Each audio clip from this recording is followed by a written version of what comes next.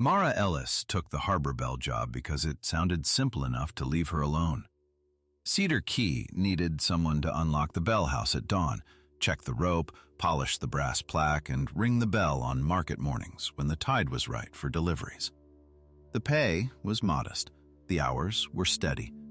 The little stone bell house sat at the end of the harbor walk, apart from the shops and the gossip tables, with gulls on the roof and salt dried white along the windows.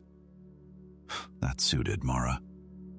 After 22 years in Navy supply kitchens and dockside storerooms, she trusted work she could measure: inventory, schedules, clean counters, locked doors. She had moved to Cedar Key with 2 duffel bags, a box of pans, and Pilot, a broad-headed dog with a gray muzzle and the patient expression of someone who had already learned every room worth entering.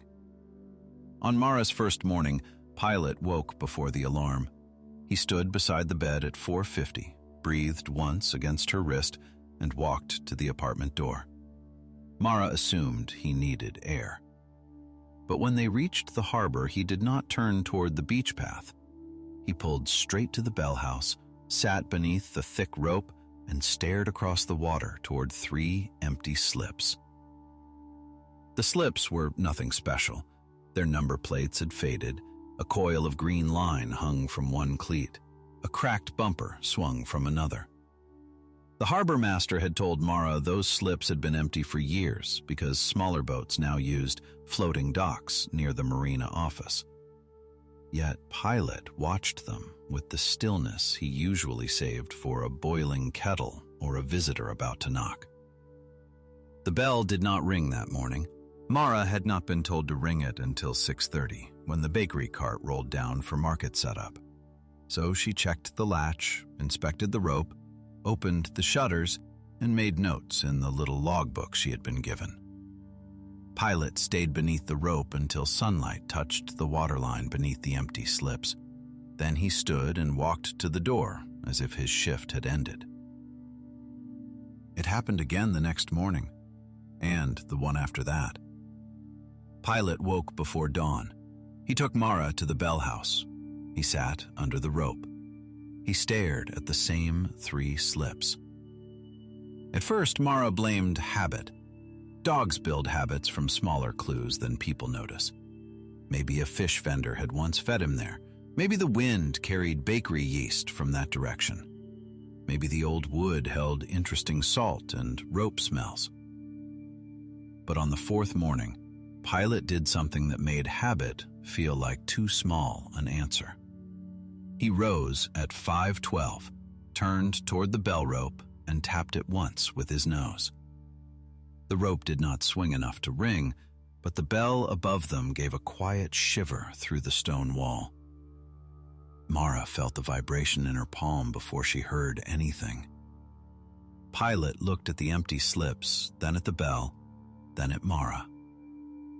The dog was waiting for a sound that was supposed to come earlier than the town remembered. The official schedule was taped inside the bell house door: 6:30 on market mornings, noon on festival days. 3 rings for fog training during the first week of November. The paper was laminated, recent, and written by someone who liked clear rules. Mara liked clear rules too, but the rope beneath her hand had not been worn by a bell rung 3 times a week. The rope was smooth at shoulder height, polished by years of palms. Above that, near the pulley, 3 bands of old blue thread had been wrapped around the hemp.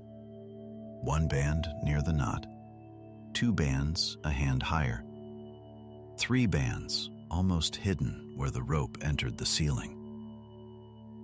Pilot sniffed each band as Mara lifted it for him. Then he moved to the east shutter and nudged it with his nose. It stuck halfway open.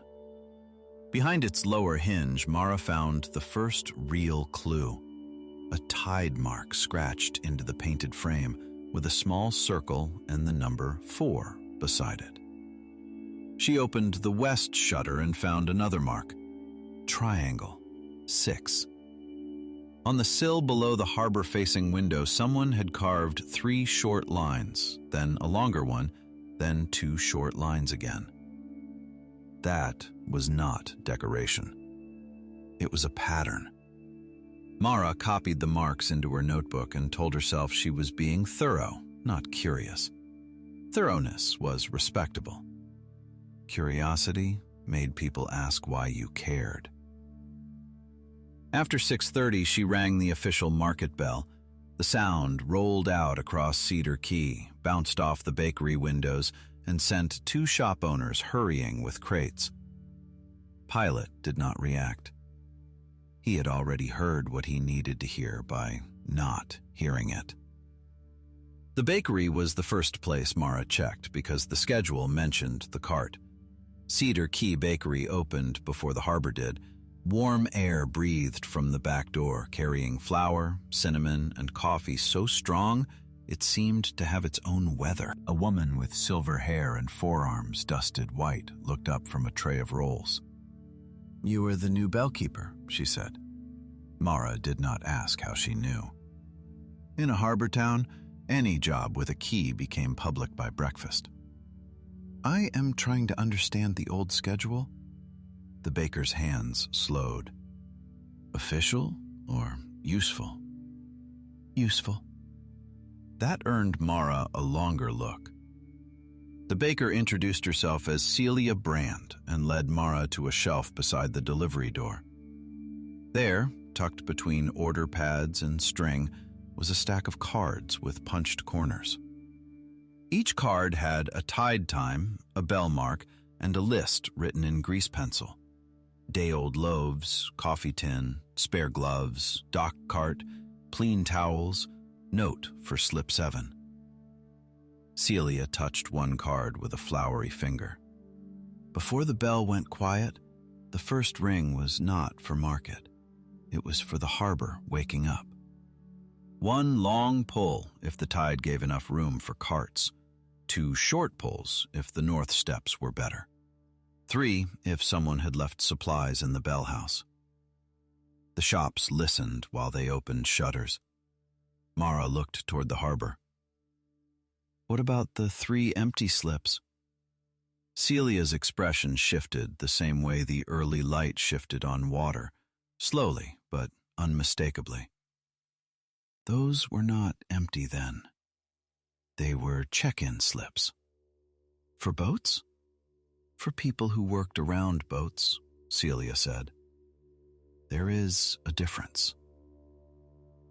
She would not explain more, not because she was hiding anything dark, but because she seemed to believe the harbor should be allowed to tell Mara in order. Pilot approved of this approach. When Mara left the bakery, he did not return to the apartment. He crossed the harbor road, past the chandlery with its locked side door, and sat beneath a row of old wooden shutters painted blue. One shutter hung half an inch lower than the others. Mara lifted it and found the back painted with a white square. At the next shop, a green triangle. At the closed net repair room, 2 yellow lines. The shapes matched the marks in the bell house. The shutters had once answered the bell. Mara spent the rest of the morning following Pilot's quiet route. He led her from shutter to shutter, always pausing before she saw the mark. The blue square belonged to the chandlery. The green triangle belonged to the bakery. The yellow lines belonged to the room where dock carts were stored. The red circle, found on a window behind the bait counter, matched the number 4 scratched into the bell house frame. None of the marks made sense alone. Together, they made the harbor feel like a room where everyone used to know where the chairs belonged. At noon, Mara brought the marks to the harbor master, Theo Rusk. Theo had an office full of clipboards, tide tables, and framed photographs of Cedar Key before the parking meters arrived. He listened without interrupting, which Mara appreciated. Then he leaned back and rubbed the bridge of his nose. "The old morning bell," he said. "You know it." "I know pieces. I was young when it stopped." Mara waited. Pilot lay under the desk, nose pointed toward the door, as if ready to continue the route whenever people finished being slow. Theo pulled a tide log from a metal cabinet. The official entries were neat columns: height, weather, slip assignments, maintenance. But in the margins, older pages carried small marks like the ones Mara had copied. Squares, triangles, circles, short lines. Some were paired with times before sunrise, some with initials, some with words that seemed ordinary until placed together. Flower, pump, handcart, west steps, extra crate, quiet table. It was not a warning system, Theo said. People make that mistake when they hear harbor bell. They imagine drama. This was more practical. The bell let everyone start the day knowing what was where. If Celia had extra bread, triangle open. If the chandlery had spare line, blue square. If someone needed the dock cart after unloading, yellow lines. If a slip worker wanted a check-in without walking into the office, red circle. "Wanted a check-in," Mara repeated. Theo closed the log gently. Cedar Key used to have more day workers, seasonal crews, repair hands, adults passing through who were reliable but not settled. The bell gave them a way to be seen without being inspected. 3 empty slips were where the morning lists hung. Work offers, supply swaps, tide notes, coffee invitations. Nothing fancy. Very little paperwork. A lot of dignity. Mara looked at Pilot. He looked back as if the explanation had finally caught up to him. Why did it stop? Theo's answer was not dramatic. The marina office expanded. The app came in for slip reservations. New delivery rules moved carts to the upper lot. A few people retired. A few moved inland. The bell still rang for market, but the morning pattern became unofficial, then old-fashioned, then inconvenient. One winter, the shutter marks were painted over except where people forgot to reach. And the 3 slips? Left empty until somebody decided what to do with them. Mara could hear the decision waiting inside that sentence. That evening, she told herself she was only cataloging historical materials. She took photographs of the shutter marks, copied the tide log margins, and cleaned the bell house floor. Pilot lay beneath the rope and watched her move from window to window. At dusk, when the harbor turned copper, an older man paused outside the door. He wore a knit cap and carried a small paper bag from the bakery. Mara recognized him from the fish counter, where he sharpened knives and fixed scales but never seemed to sell anything himself. "Celia said you found the marks," he said. Mara had learned by then that Celia said very little and somehow moved news faster than the tide. "Some of them." The man stepped inside and introduced himself as Niall Voss. He had repaired nets in Cedar Key for 40 years, though now he mostly repaired patients, he said, because knots were easier than people. Pilot stood, sniffed his cuff, and leaned against his leg. Niall accepted this with a solemn nod. He pointed to the rope. "You see the blue thread?" Mara nodded. "First thread told you where to hold for the long pull. Second, for short. Third, for the old double pause." Bellkeeper could send the pattern by feel in the dark. What was the missing pattern? Niall did not answer directly. He walked to the harbor-facing window and looked at the 3 slips. "Morning roll," he said. Not roll call, like a formal thing. More like the harbor clearing its throat. Long, short, long. That meant tide was usable, bread was at the steps, and the lists were out. If the final long did not come, people knew to check the shutters before assuming anything. Pilot gave a low, contented breath. Mara realized he had been hearing the absence of that shape. The bell rang at 6:30, but the harbor had been waiting for a pattern before dawn. The next morning she tested the rope without ringing the bell. Long pull position. Short pull position. Double pause. The movements felt like a recipe, and Mara had always trusted recipes because they turned memory into action. Pilot sat beneath her, eyes on the slips. At 5:12, she almost rang it. Then she stopped. A useful routine could not be restarted because one woman and one dog found scratches on shutters. It needed people who remembered enough to correct the parts she would get wrong. So Mara made a list. She visited Celia at the bakery, Niall at the net room, Theo at the harbor office, and a woman named June Arlen who owned the chandlery and had painted around the blue square for years without admitting why. Each person gave her one piece. Celia remembered the delivery cards. Niall remembered the rope holds. Theo had tide logs. June had a drawer of shutter tabs, small painted blocks that could hang outside a window when the weather was too wet to leave shutters open. Pilot guided the route as if he had been hired separately. At the chandlery, he nosed the drawer before June opened it. At the net room, he sat beside the old list board, hidden behind rolls of twine. At the bakery, he placed one paw on the step where Celia used to set the first coffee tin. By the end of the day, Mara had a table covered with objects: blue tabs, green cards, yellow chalk, Tide copies, punched bakery slips, a brass hook from slip 5, and an old waxed notebook labeled Morning Bell. The notebook belonged to no single person.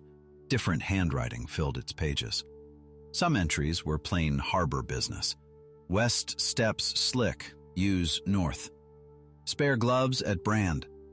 Cartwheel loose, Voss checking. Some carried the softer genius of the routine. Quiet table open after 7. Need 2 steady hands for crate count. New worker knows engines, ask at slip 6. Coffee paid forward, no speeches. Mara read that line several times. No speeches. She liked the old Bell people immediately. The emotional part came later, when she turned the page and found entries written in a careful block hand that reminded her of her own supply logs. The notes belonged to someone named Ellis. Not Mara. Daniel Ellis, according to Theo, a Navy cook who had settled in Cedar Key decades earlier and kept the Bell for 3 summers when the harbor was between keepers. He had designed the punch cards so the bakery and dock hands could update the morning list without crowding the office. Mara had no proof he was family. Ellis was not rare enough to claim, but the name still made her sit back. Theo saw her expression and said, he did not talk much either. Mara closed the notebook. Sensible man. Theo smiled. Very. That night, Mara dreamed of rope patterns, shutter marks, and Pilot walking down the harbor without needing her leash hand at all. She woke at 4:50 to find him already standing by the door. This time, she carried the old notebook with her. The Bell house was cold before sunrise. Mara opened the shutters and set the copied tide log on the sill. The waterline under the 3 slips matched the mark scratched into the east frame. A usable tide. The harbor walk was empty except for Pilot, who went straight to the rope, then turned to watch the shops. At the bakery, one green triangle tab appeared in the window. Mara's throat tightened before she could make a joke of it. Celia was awake and willing. A blue square appeared next at the chandlery, then yellow lines at the dock cart room. No red circle. Not yet. Mara placed her hand on the rope at the first blue thread. She had permission from Theo to test one historical pattern at low volume, though he had warned her half the town would hear it anyway because sound over water ignores paperwork. She pulled long, waited, pulled short, waited again, then pulled long. The bell answered in a shape, not just a sound. Long, too short. Long. Pilot stood as the last note crossed the slips. A light came on over the fish counter. Celia opened the bakery door and carried a covered basket to the steps. June from the chandlery stepped out with 2 coils of line and hung a blue tab on the rail. Niall rolled the dock cart from its shed and set a yellow mark on the handle. The harbor did not burst into celebration. Nobody clapped. Nobody announced a revival. The beauty of it was quieter. People simply performed the next right action, as if the years between had been a long pause in the same song. Mara walked to the 3 empty slips with Pilot at her side. On each post, Theo had hung a temporary clipboard protected by a clear cover. Slip 4, tide notes and cart schedule. Slip 5, spare supplies and repairs. Slip 6, coffee, openings, and introductions. The categories sounded plain, but Mara knew plain words could carry a great deal when chosen kindly. The first card came from Celia. Day-old loaves at North Steps, good for crews and early workers. Take what keeps the morning moving. The second came from June. 2 spare rain jackets, clean, return when you can. The third came from Niall. Net room, open after 7. I can teach knots to anyone with patient hands. Mara wrote the fourth. Bell house open before market. Tide copies on sill. Quiet table at bakery if you need to read the board before talking. She hesitated over signing it. Pilot nudged her wrist. She wrote, Mara. By 6:30, the official market bell rang as usual, but the harbor was already awake in a different way. A produce driver checked the cart schedule before unloading. A dock painter took a rain jacket and left a note promising to patch a torn sleeve. A woman who repaired small engines read Niall's card, smiled to herself, and added her name under patient hands. Theo walked past the slips 3 times, pretending to inspect cleats. Celia sent coffee to the Bell House with a note tucked under the lid. Daniel Ellis always forgot to drink his before it cooled. You seem likely to repeat the mistake. Mara drank it while it was hot, just to be contrary. Restarting the pattern was easy for one morning. Keeping it useful required the kind of work Mara respected. She made a binder, then replaced the binder with a weatherproof box because binders invite rules faster than they invite people. She marked the rope holds with fresh blue thread, but left the old threads in place. She copied the tide marks onto a clean card and taped the original scratches under clear film so nobody would sand them away by accident. Pilot became the unofficial inspector of hesitation. When someone approached the slipboards and stopped too far away, he would rise from his patch of sun and stroll over, never crowding, only offering the excuse of petting a dog while reading the cards. People trusted him faster than they trusted the new routine. Mara did not mind. Pilot had been right from the start. A week later, the red circle finally appeared in the bait counter window. Mara saw it at dawn and felt every old rule in her body ask for precision. What did red mean now? Who had said it? Was this scheduled? Theo had told her the red circle once meant a check-in, wanted but not public. No names on the shutter, no questions from the bellkeeper. The old answer was simple. Ring the morning pattern, put coffee at slip 6, and leave space. So Mara did exactly that. Long, too short, long, Pilot stood through the final note. Celia placed coffee at the steps. June left a small packet of dry socks in the weatherproof box. Niall opened his netroom door and turned on the light. Mara put a blank card on the slip 6 clipboard that read, "Quiet table open. Write only what is useful." At 7:15, a man named Paul Renner wrote one line on the card. "Need morning work 2 days a week. Good with paint and cleanup." He did not write a story. He did not have to. By noon, 3 replies were clipped below his card. Dock rail touch-up. Bakery crates Friday. Chandlery shelf repair. Paul took the paint job first, then returned the card with "completed" written beside it in careful letters. Mara watched from the Bell House window while Pilot slept under the rope. The red circle came down that afternoon. That was when she understood the missing pattern completely. The bell had never been about nostalgia. It had been a way of making practical care audible without turning anyone into a subject of conversation. The harbor did not need to know every private reason. It needed to know who had bread, who had rope, who had a cart, who had time, and who could use a place to begin. Cedar Key changed by small degrees after that. The empty slips were no longer empty. They did not hold boats, but they held motion. A rack for tide cards, a dry box for notes, hooks for supply tabs, a bench where people could sit and read without being hurried. The harbor board approved it because Theo called it a pilot program, which made Mara laugh for the first time in front of him. Pilot, the dog, accepted the naming overlap without concern. The bell pattern settled into the town's mornings.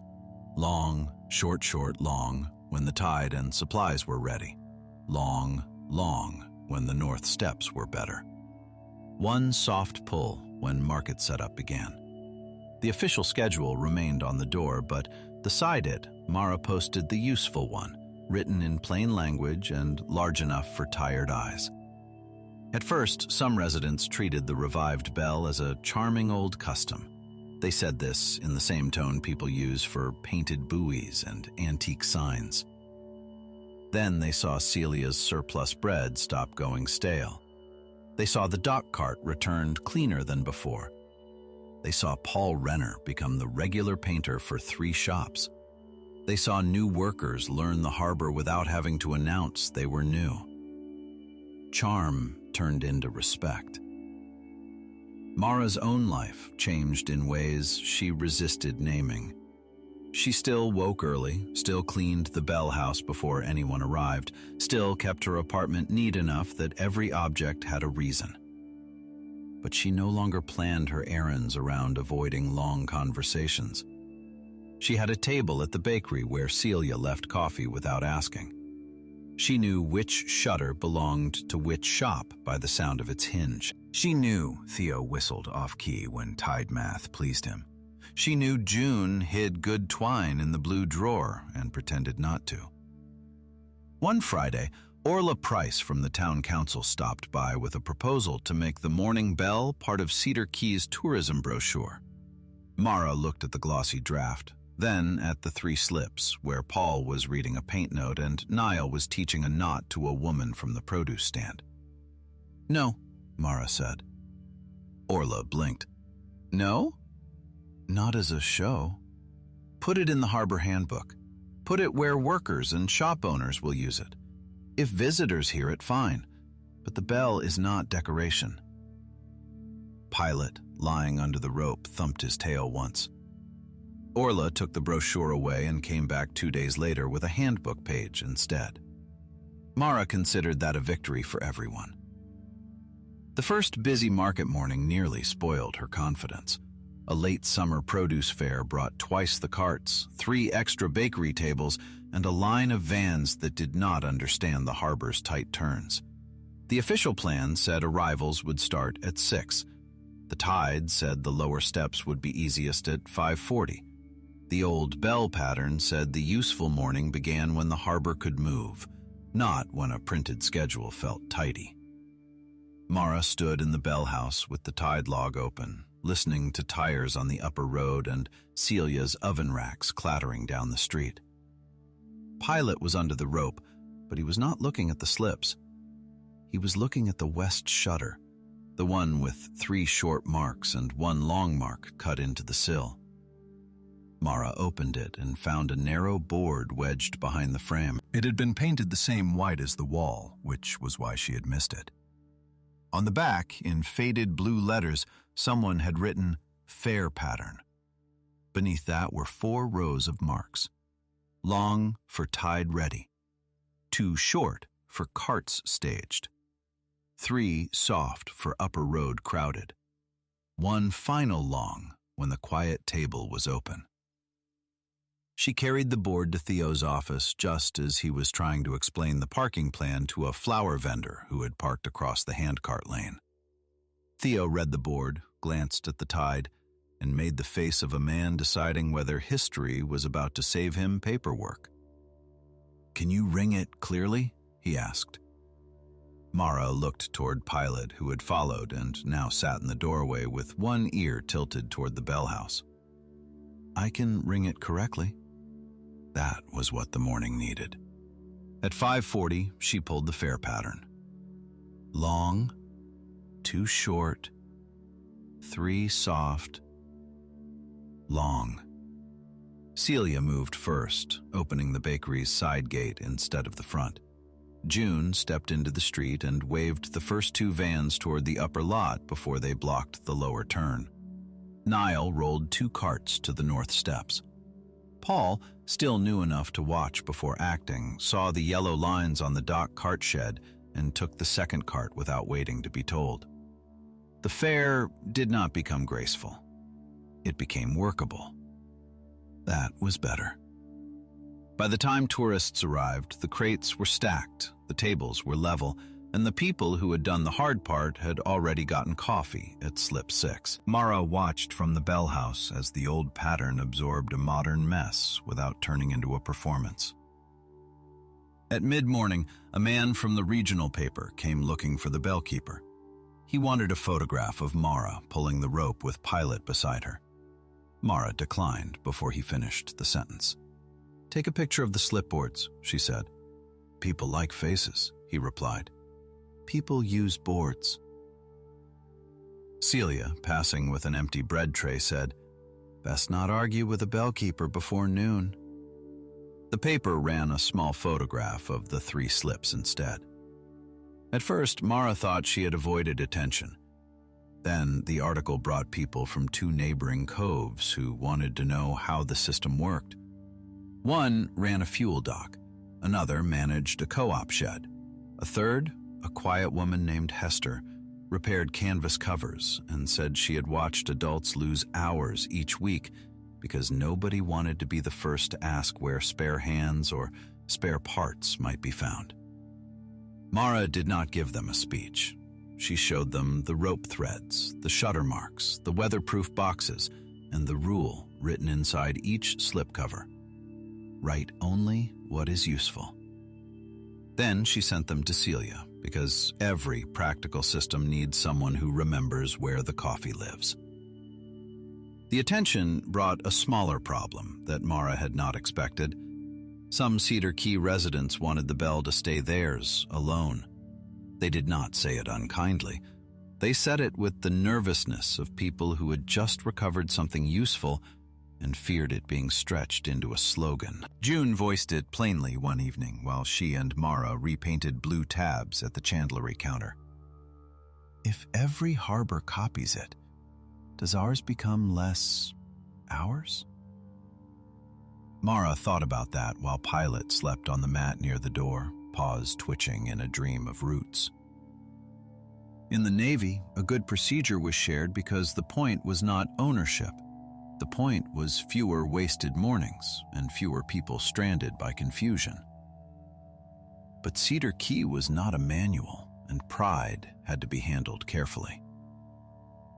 The next day, Mara added a note to the handbook page. Cedar Key's bell pattern belongs to this harbor. Other towns should build from their own marks, their own tides, and their own people. Theo read it and nodded. That is annoyingly wise. It is practical. Same burden, Theo said. The final missing piece came from Pilot on a rainy Thursday when nobody wanted to be outside. The harbor had retreated under awnings. The bell house smelled of wet stone and brass polish. Mara was updating tide cards when Pilot rose suddenly, crossed to the rear cabinet, and nosed the bottom drawer. Mara had opened that drawer twice. It held rags, spare hooks, and a tin of screws. Pilot nudged it again, then looked toward the east wall. Mara removed the drawer completely and found a shallow space behind it. Inside lay a folded canvas strip, stiff with age, and a packet of small wooden shutters no larger than playing cards. Each miniature shutter was painted with a different combination of marks. Some matched shops, some matched tasks. One had a red circle on one side and a green triangle on the other. Another had a blue square and a yellow line crossed together. The canvas strip had pockets labeled with days of the week. Niall explained it over coffee. The pocket strip was for weather days when real shutters had to stay closed. A bellkeeper could hang the small shutters inside the bell house window, and people on the walk could read the day's needs without going shop to shop. It kept the pattern alive during hard rain, heavy fog training weeks, and winter mornings when the harbor started slow. Mara brushed a thumb over the red and green tab. What does this one mean? Celia answered from the bakery doorway where she had arrived with a towel over her hair. Coffee and work, both.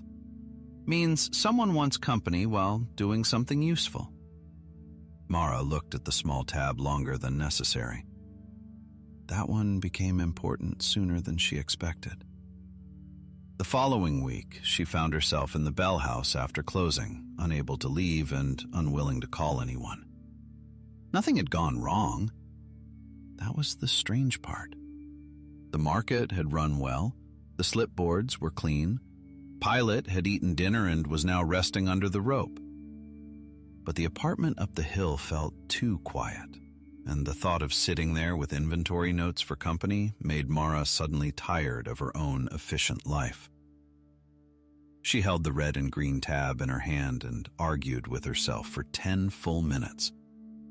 It was absurd to use a harbor system because she did not want to drink coffee alone.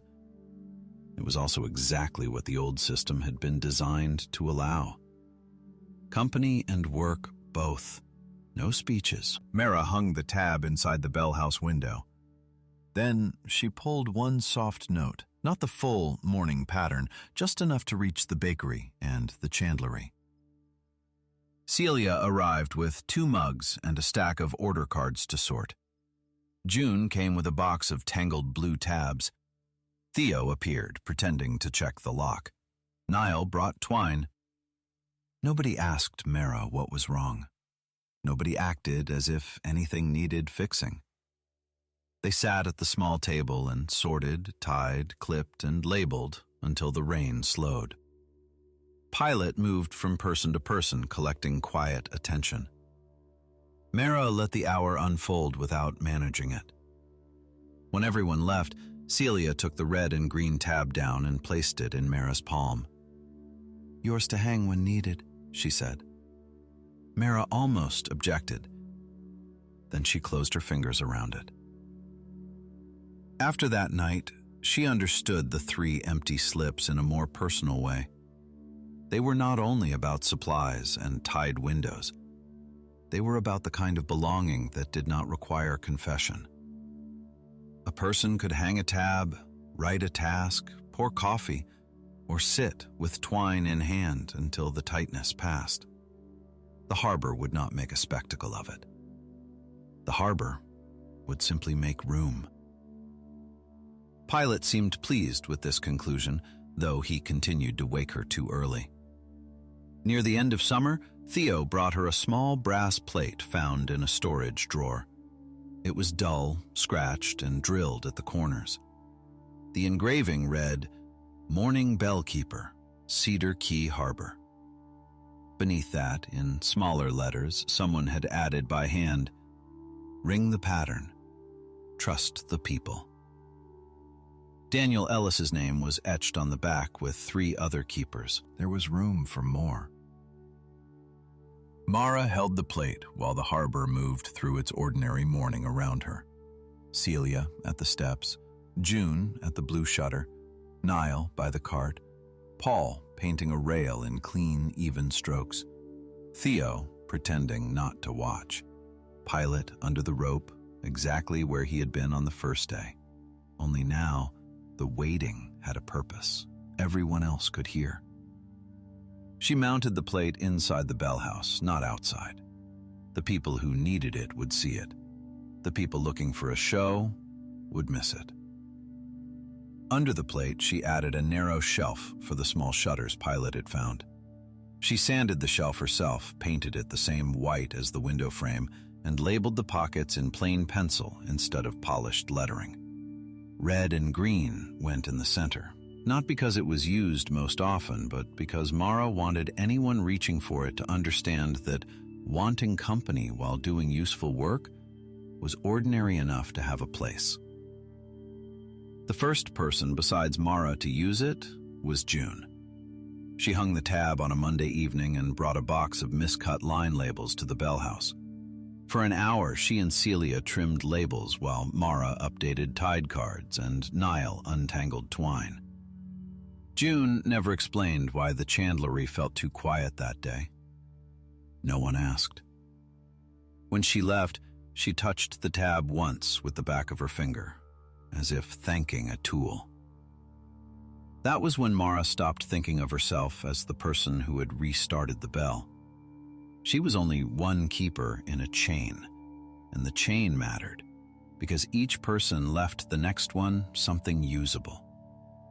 Daniel Ellis had left punch cards. Niall had left rope memory. Celia had kept bakery slips. Pilot had found the places where human memory had grown too shy to point. Mara could leave order, room, and a bell pattern clear enough for someone else to trust. That evening, Mara stayed after sunset to close the shutters. The 3 empty slips glowed in the last light, each post holding cards that would be cleared before dawn. She thought about the life she had wanted when she took the job. Steady hours, simple keys, a clean edge between work and everyone else's needs. She had gotten the steady hours. The rest had changed.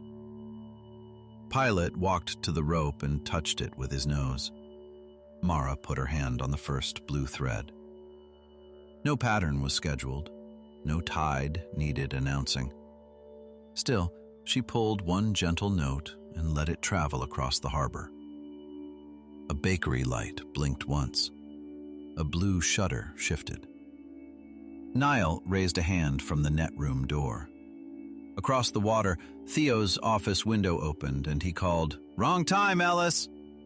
Mara called back, "Useful time!" The answer made Celia laugh so loudly the sound carried over the slips. Pilot leaned against Mara's leg, warm and steady. The bell rope hung between them and the rafters, old fibers wrapped with new thread. Above it, the bell waited for morning, not silent anymore, just resting. By then, Mara understood what Pilot had heard before she did. He had heard the missing shape in the day. He had heard the harbor waking without its first sentence. He had heard a routine that made room for people who did not want to explain themselves before they were allowed to be useful. The next dawn came clear and mild. Mara opened the bell house, set the tide card on the sill, and watched the water reach the scratch mark below the east shutter. Pilot sat under the rope and looked to the slips. One green triangle appeared, then a blue square, then yellow lines. Finally, after a pause long enough to make the harbor hold its breath, a red circle turned in a window near the bait counter. Mara did not rush. She checked the cards, placed coffee at slip 6, and rested her palm on the rope where old blue thread met new. Long, short, long. Before the final note faded, Mara saw the practical answers appear. Celia set out a second coffee tin. June turned the blue tab toward the street. Paul lifted a hand from the rail he was sanding. A new deckhand read the slip 6 card twice, then wrote his name under morning cleanup with the careful look of someone discovering he could begin quietly. Mara did not know his story. She did not need it. The board held enough. The bell sent the pattern over Cedar Key, and this time it did not sound like a revival. It sounded like work beginning.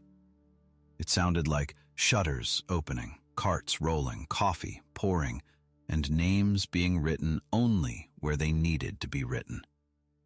It sounded like a town remembering how to notice without prying. Pilot stood until the final note faded. Then he turned away from the empty slips because they were not empty anymore. Mara followed him down the harbor walk with the morning at her back, the bell house open behind her, and a second chance ringing clearly enough for anyone who knew the pattern to answer. By the bakery steps, she paused long enough to write one more card for slip 6. Bellkeeper available after market for anyone learning the marks. Pilot sat beside her while she clipped it up, and the harbor accepted the offer without fuss.